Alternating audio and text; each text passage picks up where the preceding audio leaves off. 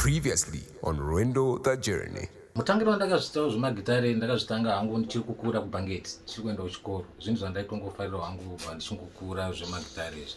Bhendi randakatanga kushanda naro igore ra1994 mi ndaisi Dambaza iZebra Express. Ndabva kwaDambaza same gore iroro na94 ndichibva ndaenda kunojoina Ngwenya Brothers. Kuzosvika gore ra2000 muna 2000 ndopandakazojoina mukoma Aleki Macheso kuno ndiko kwandiri nanhasi.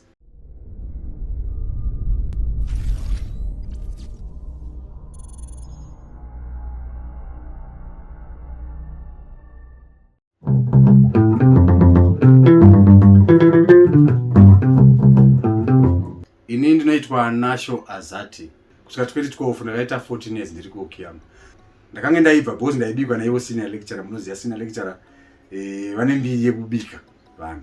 Vakabika vanhu vakati wandei, vana mukoma Aleki Macheso, vana Sivatsika Ruchanga, vana System Tazvida vakawanda wanda.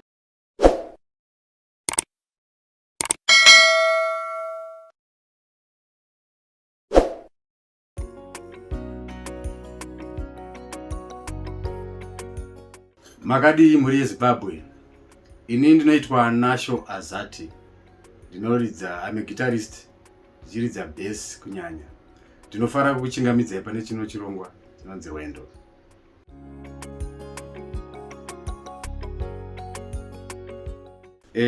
Ini ndakaberekerwa muChitungwiza. Munova ndimo mandiri kugara pari zvino. Mugore 1976 ndogora ndakaberekwa. So inini mukukura kwangu ndaive ndiri munhu aifarira zvemusic zvakanyanya. Vanhu vakandinspire ndanyanya kufarira panguva yacho ndichiri mudiki. Ndaifarira vanhu vakaita samukoma Leonard Dembo, Oliver Mtukudzi. Saka inini zvinova zvinhu zvakandipa chido chekuti ndive ndiri munhu anenge achipinda munyaya dzezvekuridza magitare. So inini zvakaitika ndezvekuti kwandakakurira kuUnit H kwaSeke kuChitungwiza uko. Ndaive nemafriends angu ndichitori kuenda kuchikoro ndakusekondari. Ndiri kumaform 3. Yeah. Ndine mafriends angu vaifarirawo zvekuridza but vairidza magitare ekuvezwa mabhancho aya. So pandakaona vachiridza zvakandinakidza stereki semunhu ndaifarirawo music dzana mukoma Leonard Dembo aya. Ndakabva ndanzwa shungu dzekuda kudzidzawo kuridza magitare aya. Ndokutaura nevakomana kuti vakomana imbondidzidzisaiwo mabatiro amunoita gitare nekuti zvaindinakidza. Vakomana vakaita zvakanaka pakuti havana kundirambira, vakabvuma. Ndokutanga kundidzidzisawo mabhanjo ekugadzira aya ekuveza aya. Zvadare izvozvo ndaive ndiri munhu aikasika kubata pakudzidza kwandaita. Ndaikasika kubata pandaidza bhanjo racho ndairidza iri rhythm. Ndasina kumboziva kuti bass inobatwa sei. Bozi vairidza marhythm vari tu vakomana aya. Saka as time goes on takazoona kuti zvatiri kuita isusu kuti tenge tichiridza marhythm 3 hazvina zvazvinonyatsoita sei zvazvinonyatso tibatsira. Tikati zvakati kuti mumwe odzidzira rimwe gitare, mumwe achiridzawo rhythm, mumwe achiridzawo rimwe gitare. Ini ndikabva ndasanza kuti ini gitare randingade kudzidzira hangu ibass. Saka paive pasina munhu wacho angakwanisa kundidzidzisa bass. Saka nekubata kwandakanda kuita marhythm aya ndakanga ndane idea yekuridza gitare. Luckily ndobva paitawo pamba pedu pakazogarawo umwe munhu akazogara pamba pedu aive negitare rake box guitar aita zvekuveza matombo ari Rastason ainzi baba iwo handimukanganwi munhu iyeye. Saka munhu iyeye aigonawo kuridza bass, manotsi ebass, but aifarira manotsi, aifarira music musambo werege. Saka akatanga kundidzidzisa mabeats erege, marege beats aya. Ndokutanga kumadzidza mbichana ndichimabata. Ndiye munhu akabva anditaurira chokwadi zvikanzi iwe mufana iwe makasikira uri kuita kubata gitare ka uchazova munhu acharidza gitare nekuti une touch uri very fast pakubata. Zvadare izvozvo ndakabva ndatanga kudzidza bass riya zvakadaro. Saka musambo wandairidza wangori werege manje vamwe vangu vachiridza yedu sungura iyo iyi kuti tichipindirane zvanga zvisapindirane manje. From there ndakabva ndatanga kuti saka musambo wesungura ndingaudzidze sei. Kwakutanga kuchiteerera maridziro anenge achiitwa yaye. Ini ndatanga kuda kuedzeserawo zvimwe zvacho zvichiramba, zvimwe zvichibudawo mbichana zvichifamba zvakadaro mbichana. Ndingati ndo matangira ndakaita kunonzi kutanga chaiko kuridza magitare. Ndo matangira ndakaita iwayo. Saka from there kuti ndizotanga kubata electric guitar riri bass rinoranga riri bass iroro. Pane munhu wandaiziva naye gara kumayambaro ainzi Togara, so airidzawo magitara nemaboxi waya. Saka aive nevanhu vaaizivana navo vairidza pabhora vainzi Aaron Chinamira Chakanyuka, nevamwe vainzi ana Givi, nevamwe vanga vari resident band pabhora ipapo. Saka adaro ndobva anditi zvoniko muningina zvakadii kutika timboenda kunoridzira ana Aaron kuyaka umboridzawo gitara remagetsi because ausitoamboridza remagetsi ungoridza maboxi aya.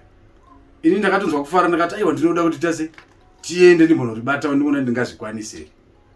Tasvika kuya ndobva ndapuwa gitara zvikanzi unokwanisa kuridza here remagetsi. Ndikati ndoridza semunhu angasanda kuzivawo makodzi kuna anoridza magitara unoziva zvandikutaura kumakeys naasanda kuaziva.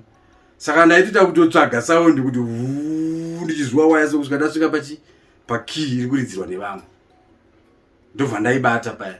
Saka tairidza imwe song so yerege yainzi Funny Feeling yange nechibhesi so yairi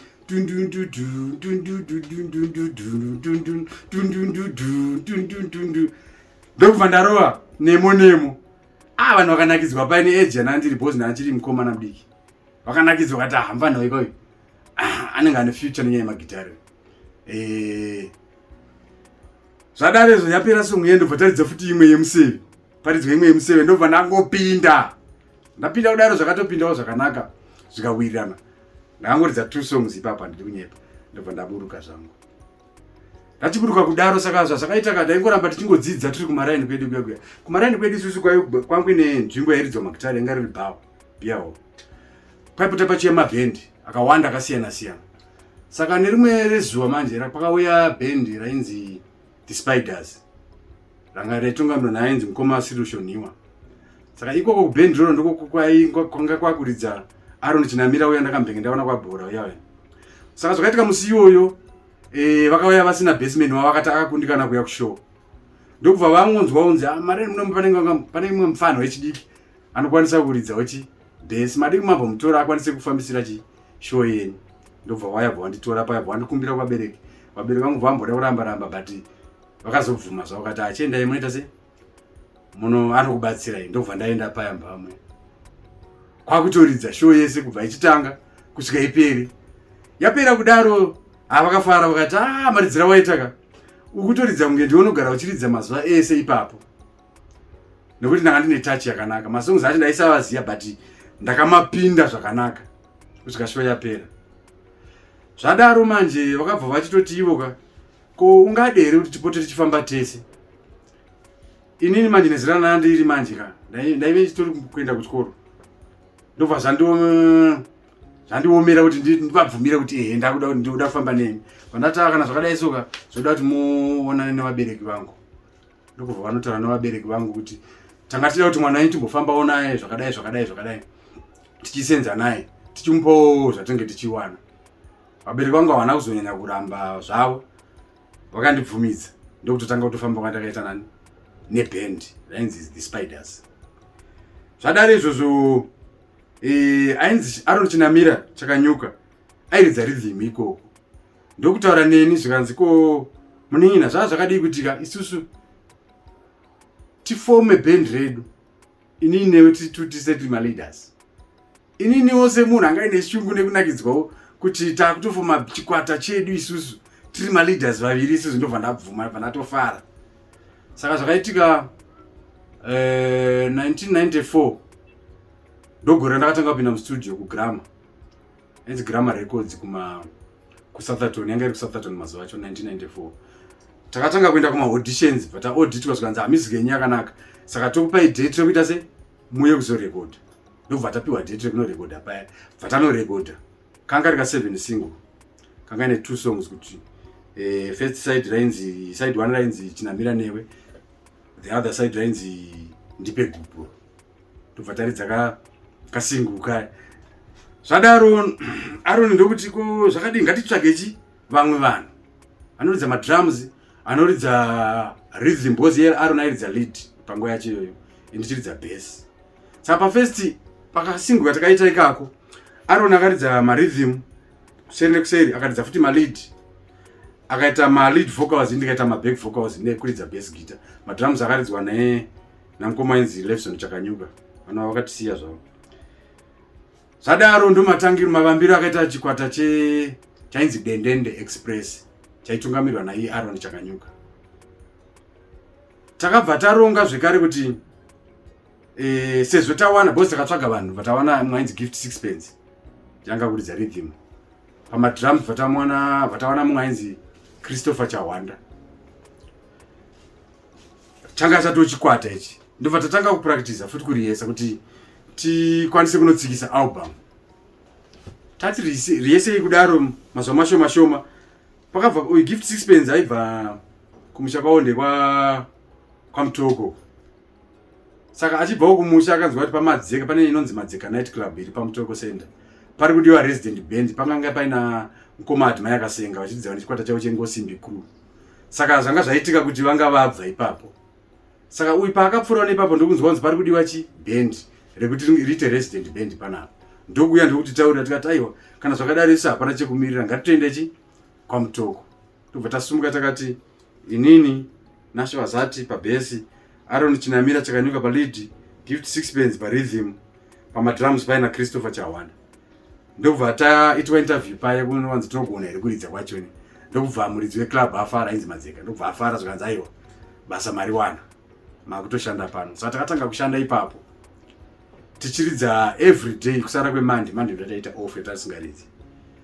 Saka izvozvo zvinova zvakaita kuti ndivandudzike mumaridziro angu boss airidza magitari every day. Ndakakasika kuvandudzika mukuridza kwangu inini. Ndokubva tanorekodha album.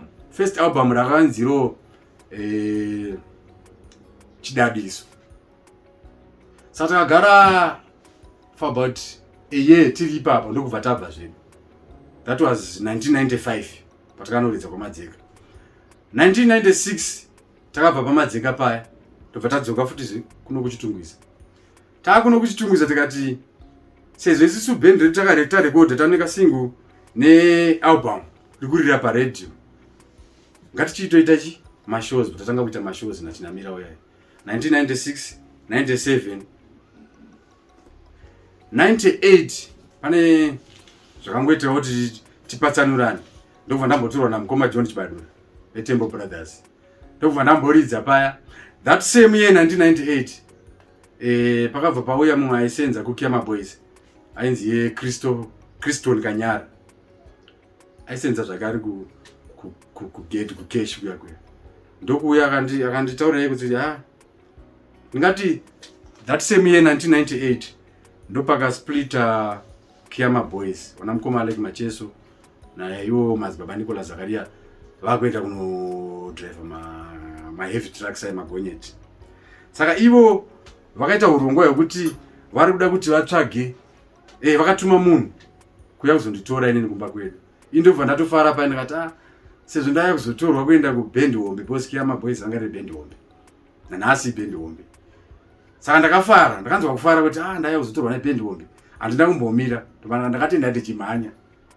Ndasvika kuya ndobva vanditesta kuona kuti ndinoridza zvakadii. Ndobva vafarawo nemaridziro angu.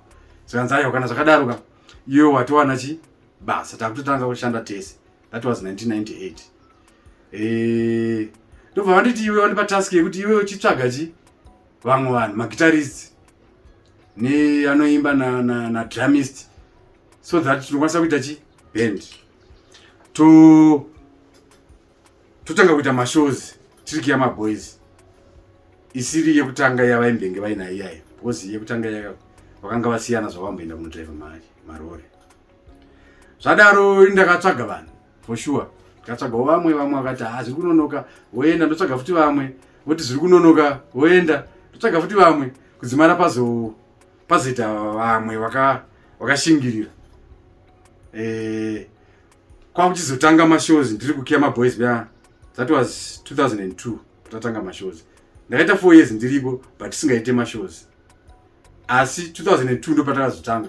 First show yedu takaita kunonzi As You Like It kuKaroyi neKariba tine penga udzokenga combined show.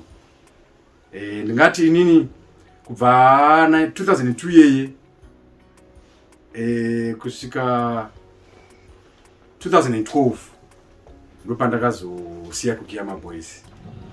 Asi ndakafanana nemashandiro andakaita kuKiyama Boys because ndakabva ndatodzidza zvakawanda nekuto zviexposawo kuvanhu because ndiri munhu anga asingade kungoridza gitari ndakamira. Ndakanga ndainspirawo nevandaiona vachiridza gitari vachiperformawo pastage vakaita sana mukoma Alec Macheso nevamwe vaimboridza kuJairos Jiri Band kudhara inzi mukoma Steny. So ita kuwa champidigori negitari pandaizomboona futi mashows amukoma Alec Macheso vachiri kuKiyama zvaindinakidza seribhozi zvavaita negitari zvaindinakidza saka vakandiinspire a lot. Zvinova zvakazodza kuti ininiwo futika ndive munhu anofarira kuridza gitari achitamba dhenza nekuperforma nekungoitawo mamwe mastyles anonakidza vanhu. Zvinova zvakaita kuti zita rangu rizozivikanwa kunzi kune munhu anonzi Nasho Azati anoridza bass guitar. Vamwe vanondiziva nekuti Cobra nekuti ndo yandingati nickname yandaishandisa kuKiyama kuti Cobra.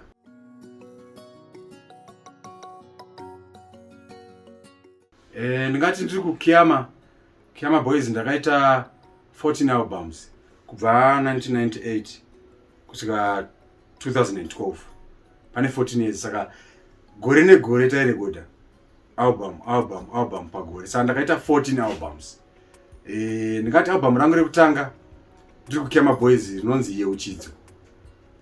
Koya rechipiri racho Tokundika here. Rechitatu racho rinonzi Dzidziso. Rechina Mashoko. Ndingati ese maalbums ese kubva 1998 kusvika 2012 ndaive ndiripo ndichiridza bass guitar. Vese vanana Mbuva Yeupenyu, vanana akawanda ese iwayo. Ndingati ndo maalbum iwayo mune masongs mamwe akaita mukurumbira anosanganisira ana Mazano, ana Ida Anokuda, vanana Manera Eminamato, vanana Tsamba nedzimwe dzakangodaro.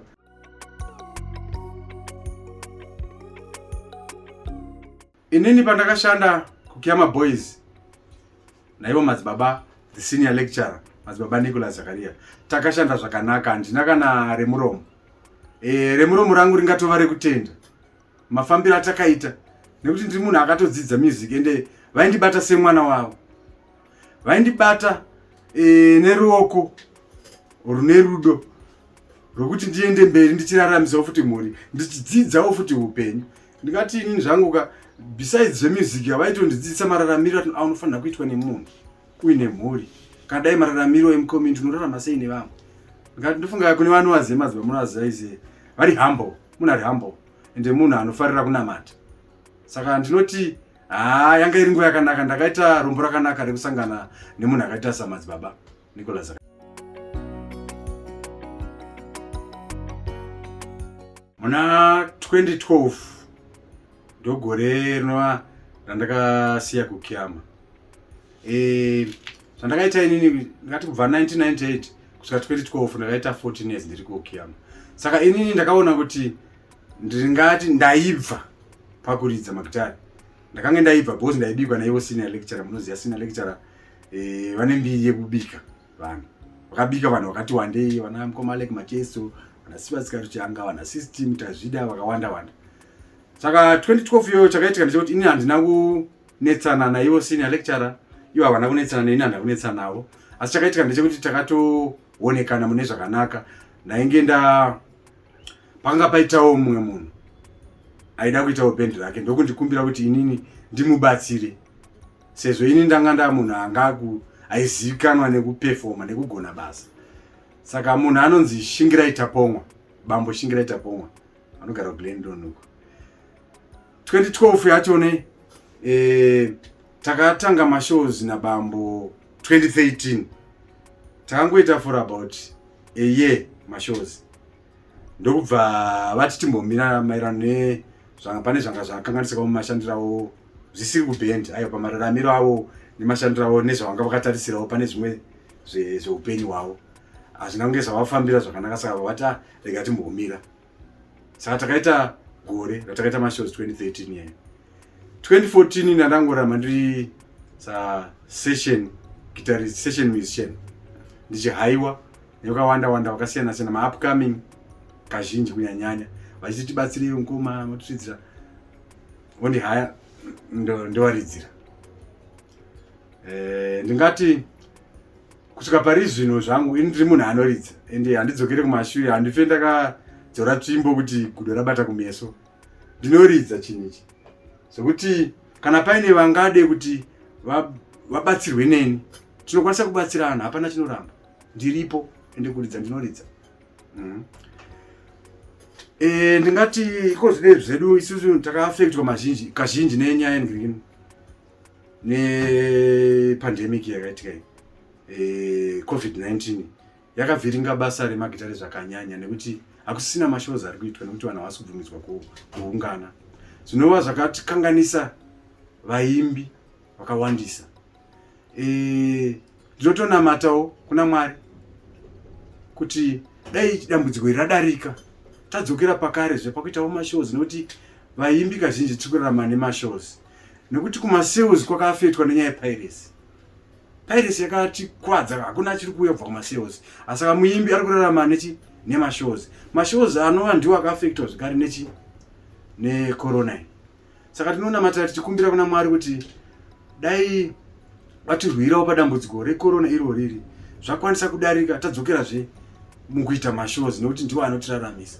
Iko zvino tiri kuraramawo, ngati vaimbi vazhinji tiri kuraramawo nemaprojects, kuitawo mamwe maprojects asiri ekuimba nekuridza. Takaita mashows akawanda nzvimbo dzakawanda dzakatenderera Zimbabwe. Ndingati Zimbabwe yeseka takaenda kwese.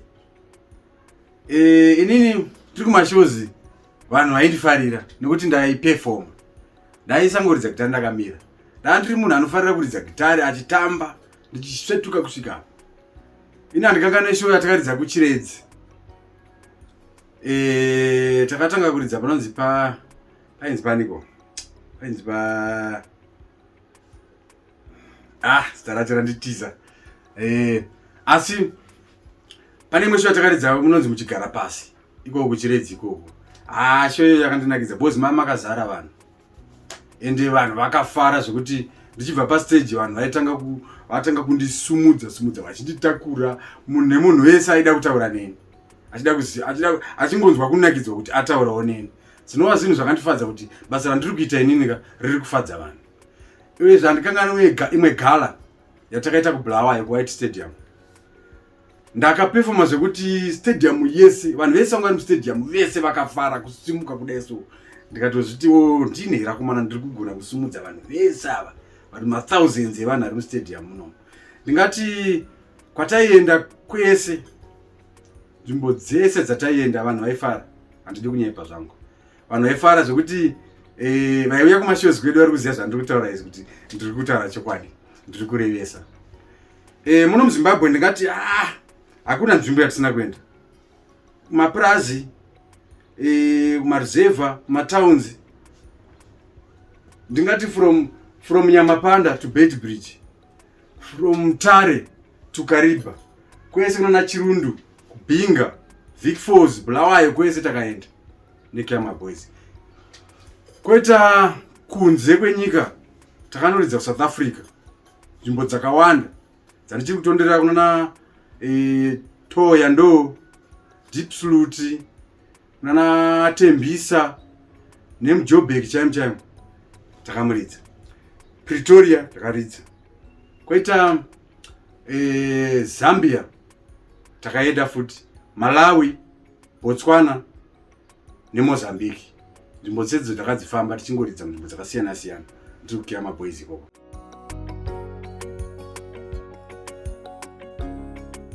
Ndine masong maviri andaiti ndikaridza soka ndanyatsogutsikana kuti vanhu vari kufara zveshuwa. Pane song inonzi Ida Anokuda, asingakude siyana naye. Asi song iyo ndaiti panditosara ndakuridza bass ndiri ndega, vanhu vaita kupengereka kunakidzwa. Koita inonzi Mazano, vanhu vainakidzwa. Saka masong iwayo neniwoka ndaibva ndanzwa kumafarira, ndaimada nekuti ndaiziva kuti kana yasvika pati yandiri kuridza ndiri ndega ndinosimudza chaunga. Zvokuti kana vanhu vanenge vafara vaya vamwe vaitouya vachidondipa mari pastage. So ndai kunotobva pashow ndine mari yakatoti wandei yekupiwa chete nevanhu.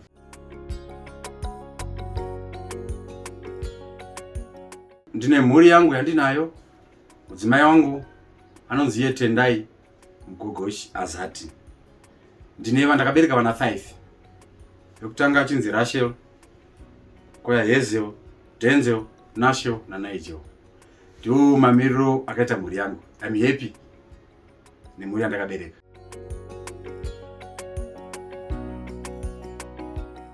Yapa mhuri yangu pavana vandakabereka vakomana vatata, vaviri vacho vanoratidza kuti vane shungu dzekudzidza magitari. Saka ndoita ndichivabatisawo pano nepapo.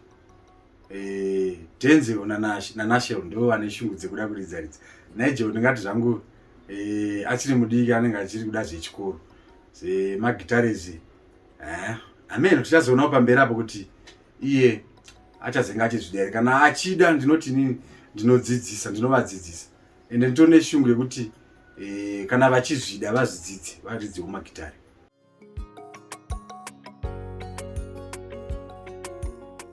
Inini mukurarama kwangu ndichiridza magitari ndabatsirika zvikuru. Nekuti inini kubva zvandakangobva kuchikoro handina rimwe basa randakambosenza randingati iri ndakasenza. Kurarama kuti ndisvike panapa ndiri panapa magitari. Saka inini ndinotenda Musiki nekuti vakandipa chipo zvinova zvakwanisa kundiraramisa inini nemhuri kuti ndisvike pandiri panapa. Nekuti mhuri yangu yatoyaruka pari zvino. Last born yangu ari form 1 kuenda kuchikoro ikone zvane 14 years. Saka ndinopa kutenda nekuti chipo chekuridza ichocho ndicho chaita ndisvike pano. Nekuti handina rimwe basa ndakambosenza kuti ndinzi inini Nasho ari kurarama ari papa nemhuri magitari.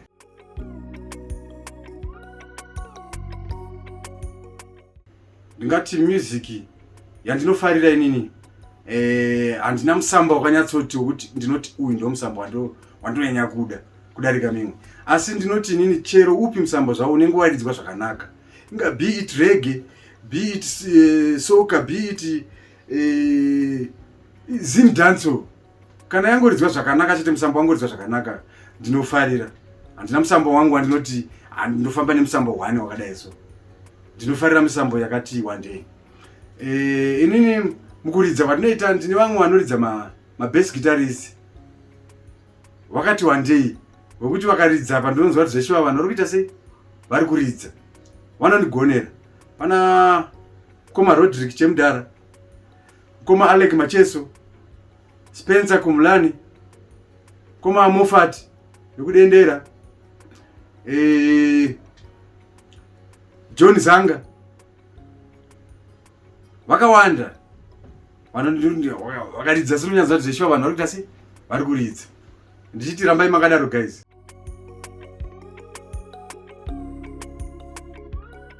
Kune vari kutanga vari kuda kutanga zvemimhanzi, ndinokupa advice yekuti chekutanga kubatana, kuwirirana muchironga chinhu 1 muri band. Musapesane pamarongero. Kazhinji chinhu chinonyanya kupesanisa vanhu inyaya dzemari. Chinodiwa transparency, kubudirana pachena. Tiri kuwana zvakati, iwe unofanira kuwanawo chakati, iwe unofanira kuwana chakati, iwe unofanira kuwana chakati, maererano nemasenzero ari kuita mubasa imomo. Ende ndinoti kana muchita band inoda mapractice, marehearsals anodiwa. Hazvidi kungoti mangopractice nhasi kana mangorehesa nhasi namangwana makuti akuenda kustudio. Vanhu vanonzwa music havakuzviziva mazuva ano kuti izvi hazvina kupracticwa izvi, izvi hazvina kureheswa izvi. Saka torai nguva yenyu monyatsobatanidza, weki yenyu monyatsobatanidza zvakanaka kuti mosvika pakugutsikana kuti zvaibva. Kana dai kutodedza producer wenyu kuti chimboteererawo music yedu kuti uri kuinzwawo sei, iri kubuda sei, musati maenda kunotsikisa. Izvozvo zvinogona kukubatsirai kuti mukwanise kuita buda neproject yakanaka inotambirwa nevanhu zvakanaka.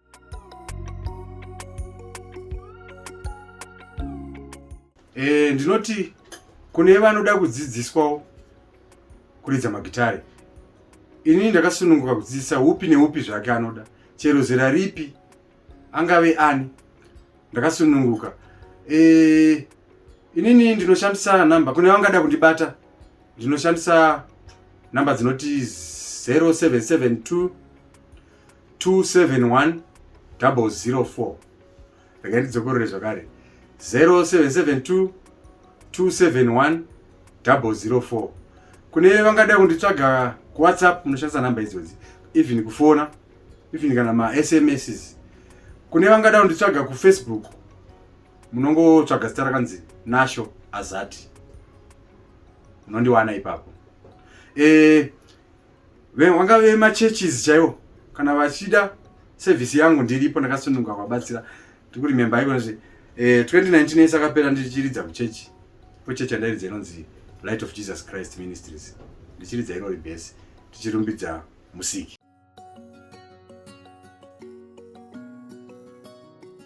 Kumafanzi angu ndinoti guys muri vahombe, ndinokuisai pa number 1, ndokuisai pamberi mberi apa. Rambai muchingotitsigira nekuti ini ndiripo ende handisi kumira. Ndichatozomira muzuva ndichapera mweya, ndo muzuva ndichamira kuridza. Ndiripo, tichaona madzinga, notikurudzira zvakanyanya, tinokutenda. Mafanzi angu mese vakawanda vandinotara navo maFacebook, maWhatsApp, vamwe venyu munondikandira, ndinozongona mari yapinda mufoni. Vamwe munotondidedza muchiti uya kuno timbokugamewo muchindipa. Ndinoti guys mukandikoshera, makandikoshera hama dzangu, rambai makadaro.